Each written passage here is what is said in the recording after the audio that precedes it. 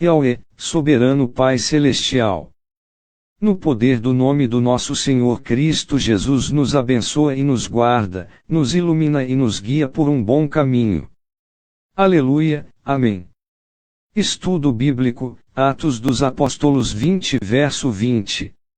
Aqui está um estudo bíblico de Atos 20 verso 20 na nova tradução na linguagem de hoje, seguindo as diretrizes fornecidas.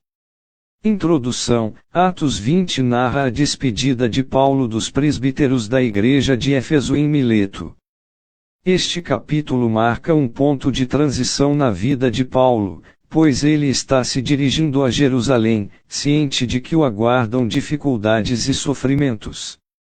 O discurso de Paulo aos presbíteros é um exemplo de liderança servidora e pastoral, e Atos 20 verso 20 é um versículo-chave que resume o ministério de Paulo em Éfeso, enfatizando tanto a amplitude quanto a profundidade de seu ensino. Contexto histórico: Paulo passou cerca de 3 anos em Éfeso, Atos 20:31, um centro comercial e religioso influente na Ásia Menor. Éfeso era conhecida pelo templo de Ártemis, Diana, uma deusa amplamente adorada, e pela prática da magia e superstição. O ministério de Paulo em Éfeso, conforme relatado em Atos 19, foi marcado por milagres, expulsão de demônios e um crescimento explosivo da igreja, que desafiou o culto a Ártemis e os interesses econômicos dos fabricantes de ídolos. Em Atos 20, Paulo está se despedindo dos líderes dessa igreja, ciente de que após sua partida, falsos mestres e influências externas tentarão desviar o rebanho. Seu discurso, portanto, é um apelo à fidelidade, vigilância e à perseverança no ensino da verdade. A frase publicamente e nas casas reflete a estratégia de Paulo de alcançar pessoas em todos os níveis da sociedade, tanto em reuniões públicas, como na escola de Tirano Atos 19:9, quanto em ambientes mais íntimos e pessoais. Interpretação: Atos 20 verso 20 demonstra o compromisso total de Paulo em pregar o Evangelho e instruir os crentes. A expressão anunciando o Evangelho refere-se à proclamação das boas novas da salvação através de Jesus Cristo, o Filho de Deus que morreu e ressuscitou para a redenção da humanidade.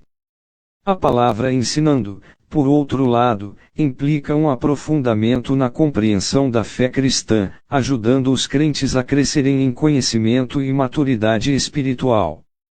A combinação de proclamação pública e ensino nas casas mostra uma abordagem completa e equilibrada do ministério. Essa passagem demonstra que a igreja deve estar ativa tanto na evangelização pública quanto no discipulado pessoal. Teologicamente, a declaração de Paulo reflete a importância da palavra de Deus como o meio pelo qual a graça de Deus é comunicada e os crentes são edificados.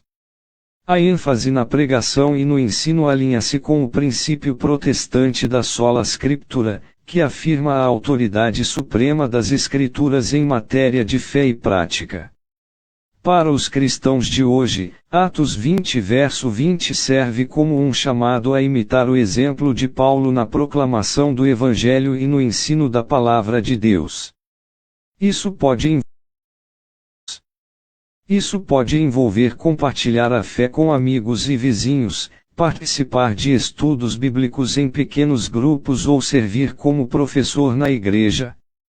Paulo reconhece a importância de estar perto do povo. A menção específica de ensinar publicamente e nas casas destaca a necessidade de alcançar as pessoas em todos os aspectos de suas vidas, garantindo que a mensagem do Evangelho seja relevante e acessível a todos. Veja as referências. 2 Timóteo 4 verso 2, pregue a palavra, esteja preparado a tempo e fora de tempo, repreenda, censure, encoraje com toda a paciência e ensino cuidadoso. Este versículo ecoa o compromisso de Paulo com a pregação e o ensino, mostrando que essa era uma prática constante em seu ministério, mesmo em tempos difíceis. Reforça a ideia de que a proclamação da palavra é essencial, independentemente das circunstâncias. Mateus 28 versos 19 ao 20, portanto, vão e façam discípulos de todas as nações, batizando-os em nome do Pai e do Filho e do Espírito Santo, ensinando-os a obedecer a tudo o que eu lhes ordenei. E eu estarei sempre com vocês, até o fim dos tempos. Este versículo, conhecido como a Grande Comissão, destaca a importância de fazer discípulos através da imersão no ensino da Palavra de Deus. Ele alinha o ministério de Paulo com o mandamento de Jesus, mostrando que o trabalho de Paulo era parte de um plano maior para a expansão do reino de Deus. O ensino é crucial para que os novos crentes aprendam a obedecer aos mandamentos de Cristo.